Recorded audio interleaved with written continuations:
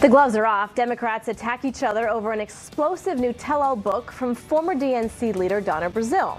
DNC chair Tom Perez calls one of her claims about Hillary Clinton ludicrous, while Brazile says people trying to, quote, shut her up can go to hell.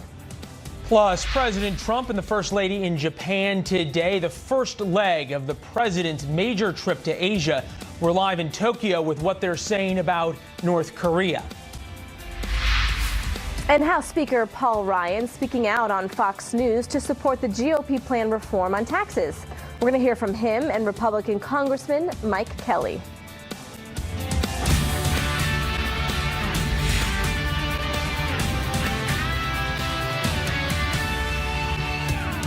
And thanks so much for joining us. Welcome to America's News Headquarters. I'm Elizabeth Pran in Atlanta. Liz, great to see you. Great to see you at home on this Sunday. I'm Leland Vittert in Washington. We use this word a lot in Washington, bombshells, but this one truly qualifies. New allegations from the former acting DNC chair Donna Brazile about the 2016 presidential election. Excerpts from Donna Brazile's new book claim she considered using her position at the DNC to replace Hillary Clinton as the Democratic presidential nominee in September. Caroline Shively here with us has been digging through this, and to say this is both a bombshell and sort of tectonic in the way it's shifting things in Washington, an understatement indeed. It is a huge one. Absolutely tears into Hillary Clinton and her campaign in this book. The former acting chair writes that she thought about trying to replace Clinton and running mate Tim Kaine with then Vice President Biden and Senator Cory Booker after Clinton collapsed, leaving the 9/11 memorial. Clinton had pneumonia at the time, but Brazile said she couldn't do it because, quote, I thought of Hillary and all the women in the country who were so proud of and excited about her. I could not do this to them. Brazile also says a joint fundraising agreement between Clinton and the DNC looked unethical and that Clinton had too much power over the party during the primaries before she'd even beat Bernie Sanders. Brazile describes a Clinton campaign that had no respect for her and kept money that could have been used for voter turnout. Here's Brazile, followed by Republican reaction. And all I was trying to do, I wasn't getting a salary. I was basically volunteering my time. And what I was trying to do, George, was to increase the level of enthusiasm and passion for Hillary Clinton and the rest of the ticket all across the country. To see such a deck stacked is really pretty jaw-dropping to me. No wonder the Democrats are ticked off. I would be too. It's amazing to me how the Clintons just lived above the law or above the rules in this thing. But more than 100 former Clinton campaign staffers published this open letter to Brazile last night saying, quote, it is particularly troubling and puzzling that she would seemingly buy into false Russian-fueled propaganda spread by both the Russians and our opponent about our candidate's health. The staffers also said we do not recognize the campaign she portrays in this book. That book, Hacks, goes on sale Tuesday, Leland. And you can imagine there's going to be a lot of reporters digging through it on Tuesday. Some Democrat operatives I talked to say this just sort of proves that the Clinton era is over. One of them, in fact, said to me, they don't necessarily wish her ill, but just wish her gone. So we'll see what happens. All right, Caroline, thank you very much. Liz? Well, President Trump wrapping up the first day of his trip to Asia, rallying U.S. troops at an airbase in Tokyo, as well as beginning key discussions with the Japanese Prime Minister. We are in the midst of having very major discussions on many subjects, including North Korea and trade and other things, and we're doing very well. A very busy first day and many more to come. Kevin Corke joins us now from Tokyo with more. Kevin, I'm curious, how is the president handling his first day on the big trip? Yeah, very busy first day. You're right. It's actually in the middle of the night here in Tokyo, a little bit after 3 a.m. The president, as you could well imagine, is now in for the evening, but it has been a very busy start, and another busy day is yet to come here in just a few hours. Now, as you also pointed out, the president began his trip here in Japan by addressing U.S. service personnel, and he said to them that he was proud of them. He thanked them for their service, and more importantly, he said that they were prepared as Americans to not only defend the homeland, but also ready to defend our friends abroad. No one, no dictator, no regime, and no nation should underestimate ever American resolve. Every once in a while in the past, they underestimated us. It was not pleasant for them, was it? It was not pleasant. We will never yield, never waver, and never falter in defense of our people, our freedom, and our great American flag. Just some other remarks made by the president at Yokota Air Base here in Japan. The president speaking to U.S. service personnel, thanking them for the sacrifice and pledging to give them all they need to get the job done. And while it is clear, Elizabeth, that North Korea and what to do about the increasingly aggressive Pyongyang regime is going to be the major headline here, there's a lot of talk about trade as the president now looks to not only create an environment with the Japanese to try to bridge that massive trade gap. It's about more than $51 billion in 2017 alone. And by the way, that's just through August. He's also interested in maybe creating more coalitions throughout the Asia-Pacific Rim. Some bilateral deals, obviously, but certainly he's going to be trying to craft something that will enable us as Americans to bridge that gap, a major gap indeed. Now, you also know the president was very busy having a dinner with his counterpart, Shinzo Abe. He had a chance to not only enjoy a meal with the two leaders, also their wives here in Tokyo, which was obviously a very nice evening for them. And yeah, they mixed a little business and pleasure by talking trade. The president did also bring with him, not to the dinner, but here on this trip, someone that I think will be very important in our conversations for the next couple of days, U.S. Trade Rep Ambassador Robert Lighthizer. He's traveling here. His focus, again, crafting a number of unilateral deals and maybe laying the framework for a larger multi-party pact. Of course, as you know, the president, one of his first things that he did when he was named president was pull the U.S. out of TPP. Now, just as an aside, I talked about that massive trade deficit, $51 billion with Japan. We have large deficits around the region. That will be a major storyline for the president during his time here in Asia. Meanwhile, earlier in the day, we told you it was busy. The president was out on the links, little golf course diplomacy, hanging out with the prime minister and Japanese professional Hideki Matsuyama at a course outside of Tokyo. The president said they're wonderful people. And the Prime Minister of Japan called the president his marvelous friend. And I know what you're thinking. Tell me, Kevin, who won that golf match? You score. Tell me. Not that they won. That was one of our first questions is what was, what was the score, but we understand that there were no scorecards present. No scorecards present. All right, Kevin, thank you so much. There you go.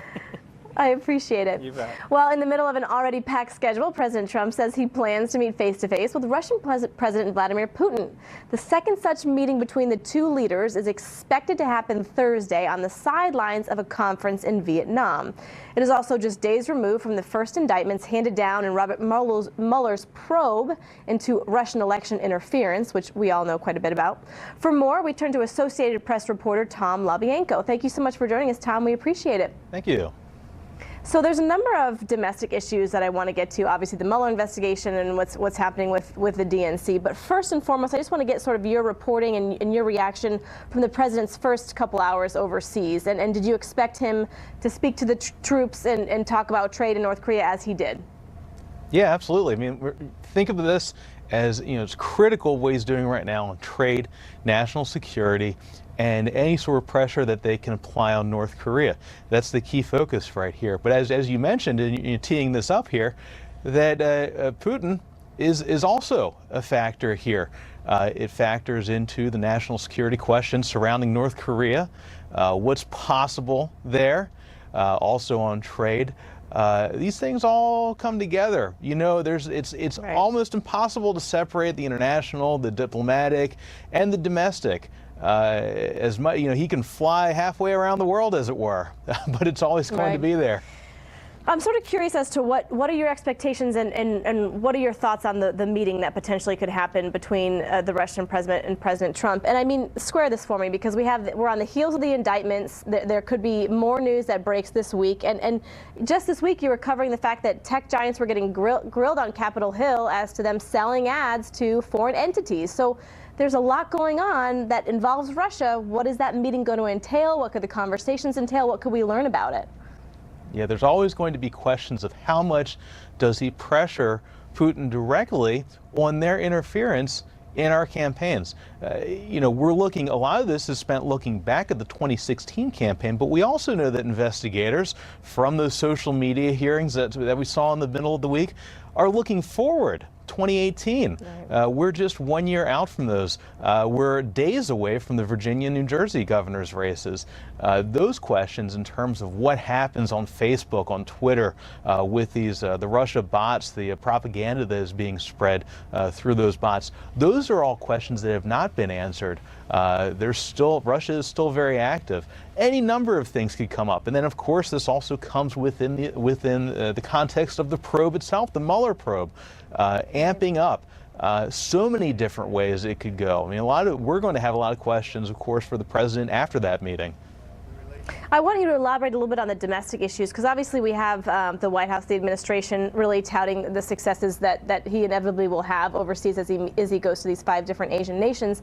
But I'm curious because the president was very vocal before he left the fact that he wants a criminal probe into Hillary Clinton and obviously the DNC, and there's been some criticism of that. So how is he going to be able to stay focused, and then what's going to happen here at home when it comes to reporting? Are reporters going to be more focused on domestic issues? Is that going to be overpowering the president's trip? It could very easily. Remember that heading into a week ago, heading into last Monday, we knew that there were going to be some sort of indictments. Then very early on Monday, we found out that it was Paul Manafort and Rick Gates. But on top of that, the special counsel, Robert Mueller, threw out the name George Papadopoulos. And it was kind of a curveball. So we don't know what curveballs he has coming for us. On top of everything else. Now, to the question of should Mueller recuse himself? Should they be investigating Clinton and this Uranium One deal? That's being actively pushed right now by Republican members in the House. It's being pushed by the president, of course, as well.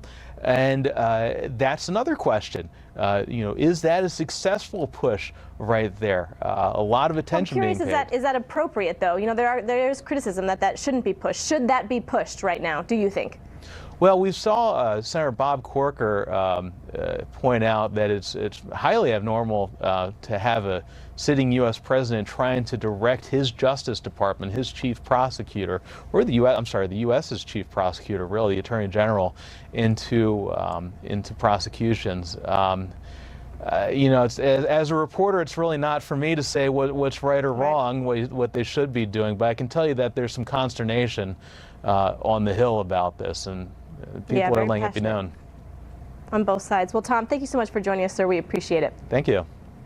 Leland? Amid all of this, and while the president is overseas, his vice president and just about every other Republican are hitting the airwaves selling their tax reform plan. House Speaker Paul Ryan telling Chris Wallace on Fox News Sunday that the current proposal is on track to meet a Christmas deadline. Garrett Tenney here with a little bit more. Garrett, the Republicans have put up so many deadlines, at least when it came to health care.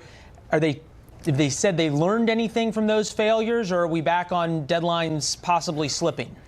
Yeah, well, Paul Ryan said that they have learned a lot from healthcare and that they have taken a lot of those lessons and tried to implement them in here into getting tax reform passed. And we've talked a lot, though, about how not everyone is a fan of the GOP's tax plan, including a number of Republicans. A bulk of the concerns or criticisms that we're hearing, though, resolve around several deductions and tax credits that Republicans plan to get rid of, including deductions for what you pay in state and local taxes, a tax credit for adoption, deducting interest that you pay on student loans, and a deduction for teachers buying school supplies. On Fox News Sunday, though, House Speaker Paul Ryan defended those changes and said they want Americans to keep more of their money from the start. The difference here is we're basically saying instead of using a tax deduction to lower your tax rate, lower your tax liability, we're just going to make it easier for you to don't pay taxes in the first place. But this is a clear middle-class tax cut, no two ways about it, even for people in those high-tax states. Now, another concern about the GOP's plan is how it will affect the deficit, and that's along with the elimination of those tax deductions. And Democrats are really criticizing that. And here's the House Minority Leader Nancy Pelosi today. While they take us deeply into debt to the tune of almost $3 trillion added to the deficit, very hard to come back from that. The next 10 years, and we have to always account for 20 years, the next 10 years is a hemorrhaging of the national debt. Now, today, Paul Ryan argued that in the long run, the GOP's plan will actually help Congress tackle the deficit and our nation's debt by giving the economy a huge boost. And again, he said he's feeling really good about them being able to get things done by the end of this year. And that starts tomorrow when the House Ways and Means Committee begins to mark this bill up. So we'll likely see some changes worked into the bill over the next couple of weeks. Leland? All right, Garrett Tenney starting us off on tax reform. Garrett, thank you. Speaking of the House Ways and Means Committee, let's bring in GOP Congressman and a member of the Ways and Means Committee that wrote the bill, Mike Kelly, the great state of Pennsylvania. Good to see you, sir. Thank you. Sorry about Penn State yesterday. Well, you know, but I'm a Notre Dame guy, so I was happy about Notre Dame. Then you're okay. All right. Yeah. So we'll start with this. Garrett brought up the big criticisms that are coming in, even from some of your own caucus. Sure. State and local taxes, the adoption tax credit, student loan interest, and school supplies purchased by teachers. House Ways and Means meets today even to sort of discuss things. Are there still some points of negotiation? Are there places that you can massage and change, perhaps? You know what? I think if you look at it, I know it's going to be up to Chairman Brady what we're able to do, but there's a number of members that have great concerns. And you know what? And they're the districts that they're from and the people that they are, those are legitimate concerns. And I think that we always have to be able to talk through these things and look at the bill in its entirety and say, so at the end of the day, is it better than we were before? I think the worst thing could happen right now for Republicans is to stay with the status quo, because under our current tax, it just doesn't make us competitive in the world. I get that, but tax reform is in the details. You know, speaking of an issue like teachers buying school supplies for their kids, that hasn't played very well with a lot of folks. It's certainly not playing well on the Sunday shows.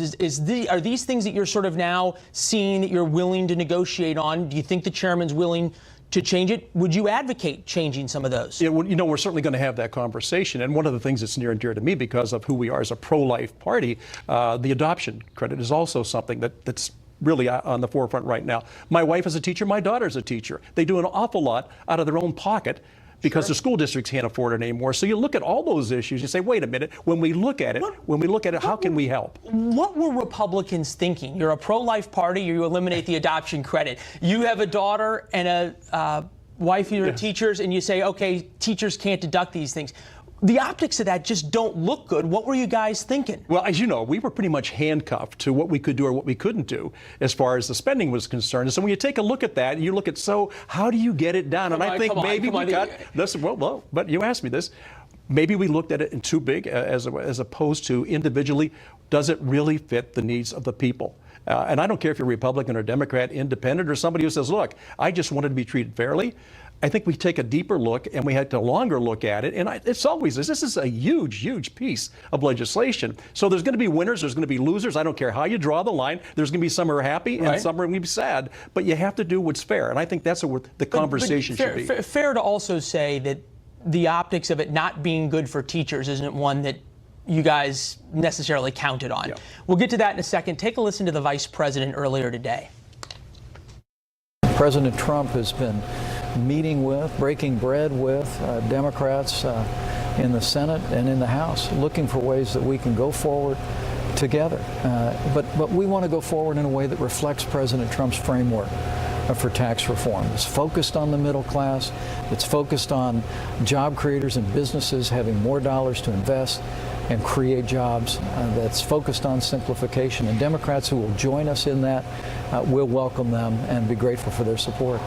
Let's stick to the meat of the Republican argument right now, which is this helps the middle class. This is about the middle class. There are a couple of parts of this tax reform bill that clearly only help the wealthy.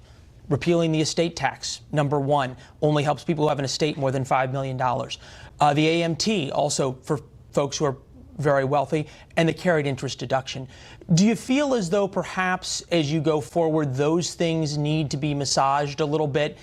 It gives you more room to deal with the teachers' deductions on the other side. Yeah, well, certainly those are issues. And I got to tell you, the main objective of the administration was let's make sure that middle-income people, and nationally it's about those who make about $59,000, let's make sure that they have more take-home pay. Under our plan, they're going to have close to $2,000 more to work with every year. But then you come back to the other part of the plan, and that is the corporate side of it. When we look at that, if we can get a dynamic and robust economy, then a lot of these worries that we have go away. It's all about revenue and how we generate revenue.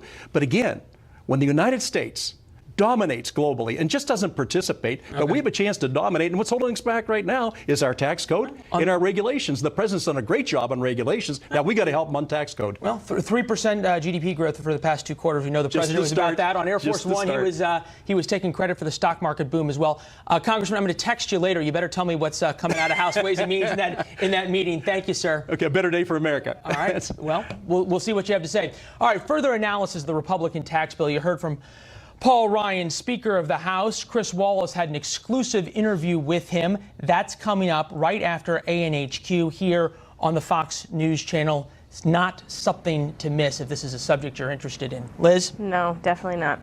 Well, coming up, more fallout in Hollywood over the sex misconduct and abuse scandal from Harvey Weinstein all the way to Kevin Spacey. Will anyone face criminal charges? We'll discuss.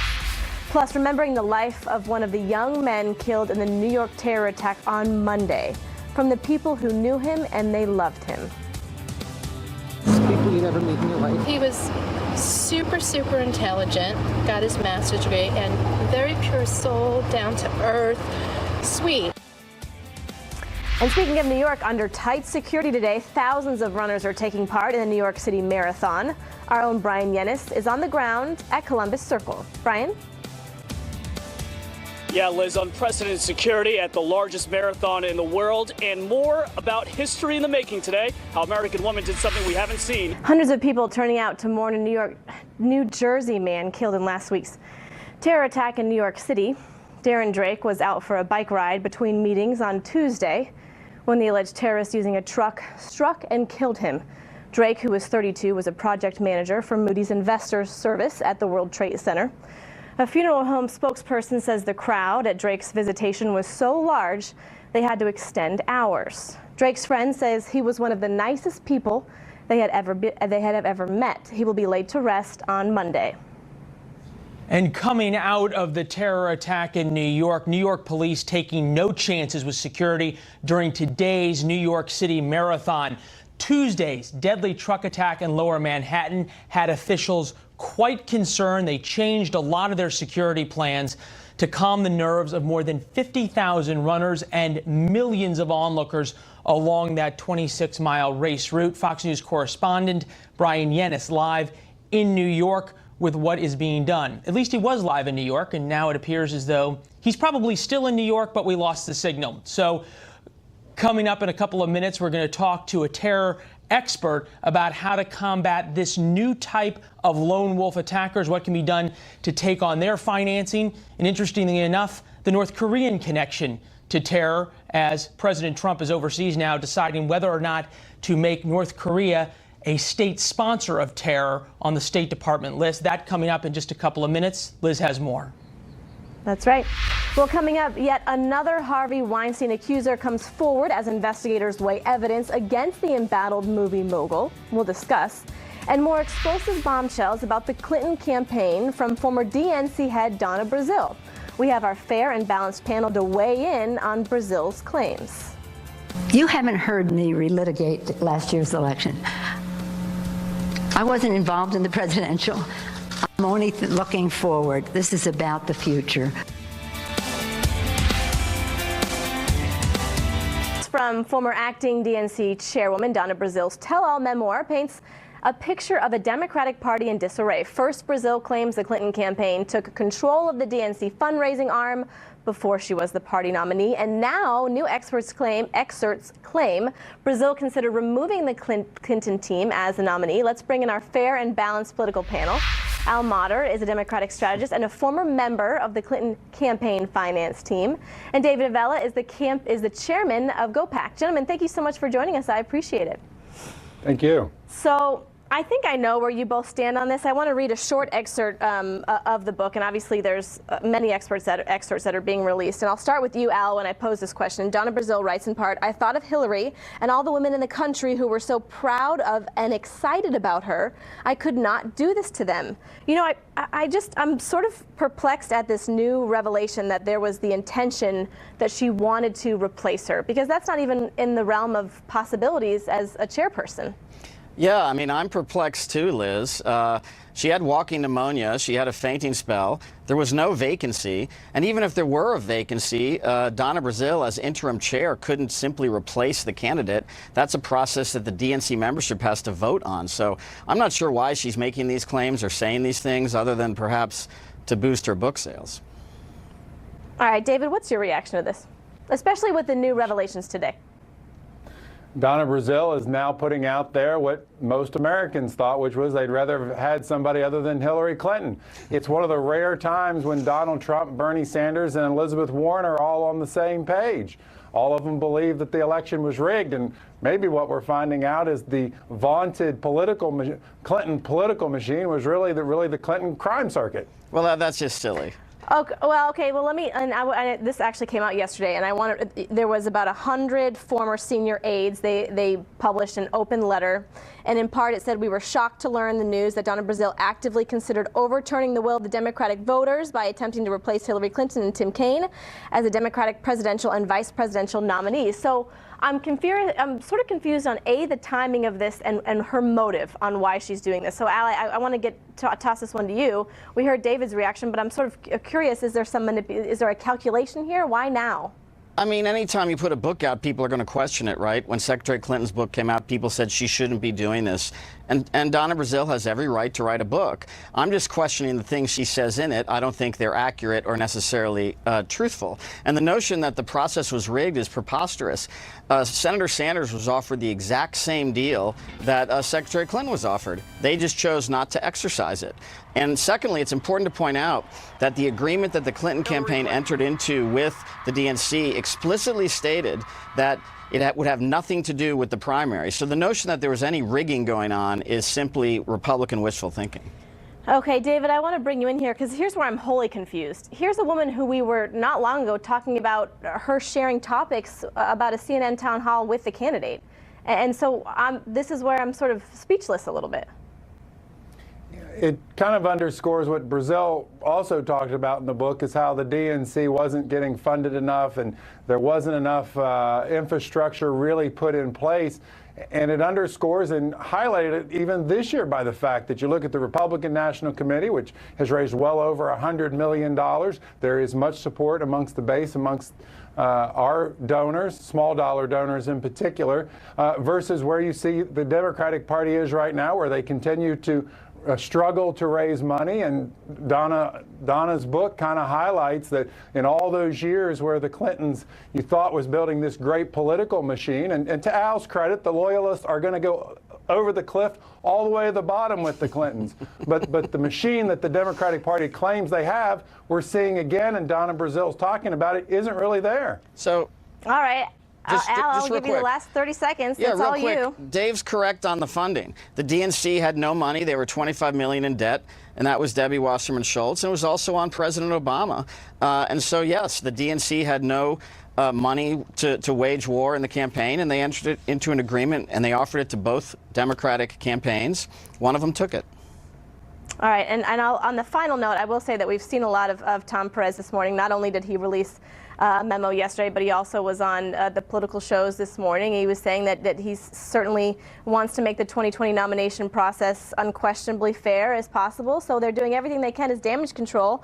So we'll see how it works out. So, gentlemen, thank you so much. Al, David, we appreciate it. Thanks, Liz. Thank you.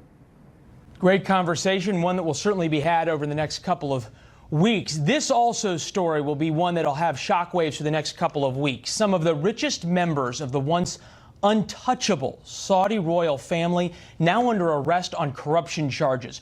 Pro-government TV saying the Saudi king ordered the new initiative to keep his promise of reforming the country and cleaning up corruption, but others see it as a massive power grab there. Connor Powell live from our Mideast Bureau as this is still developing well into the night there in the Mideast. Hi, Connor. Yeah, Leland, this is the official line coming out of Riyadh. This is part of a major crackdown on corruption. But a lot of Saudi watchers and analysts say there's a lot of skepticism about what's actually going on in Saudi Arabia right now, and tonight particularly. In recent months, the now Crown Prince, Mohammed bin Salman, has consolidated power and pushed out rival candidates for the Saudi throne. The 32-year-old bin Salman has been trying to build a reputation as a reformer, and he has made public statements about fighting terrorism and modernizing Saudi Arabia. The Trump administration counts him as a valuable ally. But he's also most known for intensifying the regional conflict with Iran and waging a disastrous Saudi war in Yemen. And among those arrested, the princes, the military officers, and top officials arrested in the last 24 hours was Prince Al-Walid bin Talal. He's one of the richest men in the world, and Talal is a major investor in Citibank, Twitter, and the parent company of Fox News, 21st Century Fox. He's also somebody who has feuded with President Trump, with Mr. President Trump accusing Talal via Twitter as a guy who's been trying to buy U.S. politicians. And Leland, in typical Saudi fashion, those that have been arrested haven't actually been taken to a prison, but instead to the Ritz-Carlton in Riyadh, where they're being detained under house arrest. Leland. Yeah, although hearing that some of the phone lines to the Ritz are down right now, noteworthy that the president talked with the Saudi king in the past 12 or so hours. We heard that from the White House, but no mention in their readout of this corruption cleanup. So that's something noteworthy to see if they did talk about or not. Our White House unit working on those details. Connor, thank you. Liz? Well, still ahead, ISIS's new tactics, how the terrorist group is relying on lone wolves to carry out attacks, and what the challenges are in combating them.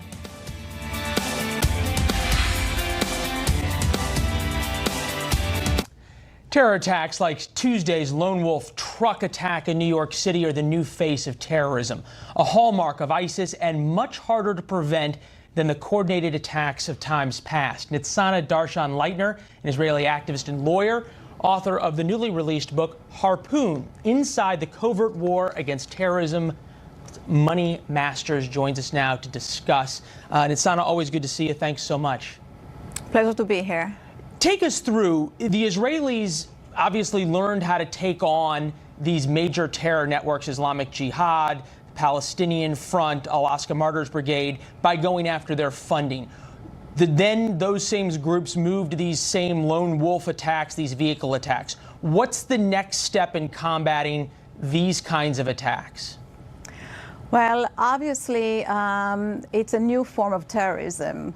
In Israel and elsewhere in the world, we used to have terror organizations, and where Israel came with this innovative practice of going after the money financier, it doesn't really work when it comes to a lone wolf. You seem to have like people who just grab knives and go and stab other people. You've obviously done a lot of work with the Israeli government. What are they doing? Are they as perplexed as America is, or since they had a couple of extra years to work on this, have they come up with some new ways to go after these lone wolf attacks?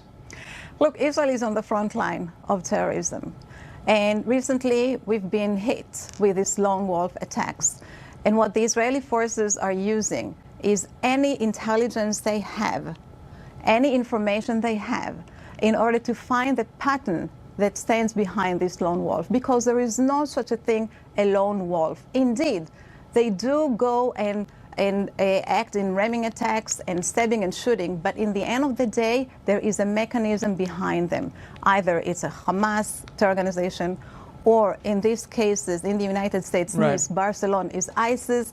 And if you can use your hackers, seriously, you can use these brilliant minds to go and to learn inside the cupboard of this organization, you can basically track them in advance, and only this way to stop them. Well, it's Israelis 8200 unit that we know is working on that. Exactly. Let's broaden this out a little bit in terms of how this relates to North Korea. There was the Iran-North Korea axis. Israeli intelligence has worked a lot on the North Korean issue. We see President Trump right now getting ready to travel all the way through Asia right now in Tokyo, talking about the North Korea issue.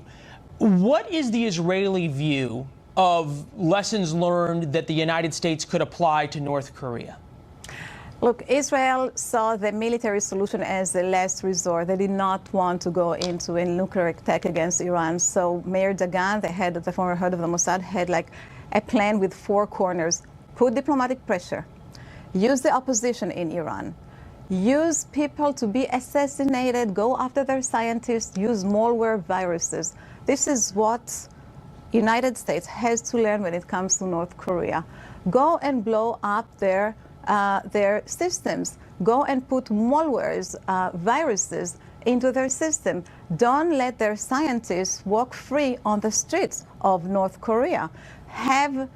Use the intelligence you have, use other tactics you have to wonder about their scientists not only walking free in North Korea, which is so difficult to operate in, but their scientists walk free in China. Their scientists walk free in other countries as well. Nitzana, great book, very interesting what you all were able to do in sort of tracing the money of terror and how it sort of forced the terrorists to change their tactics. Appreciate you being here. Thank you. My pleasure. Thank you for having me. Liz?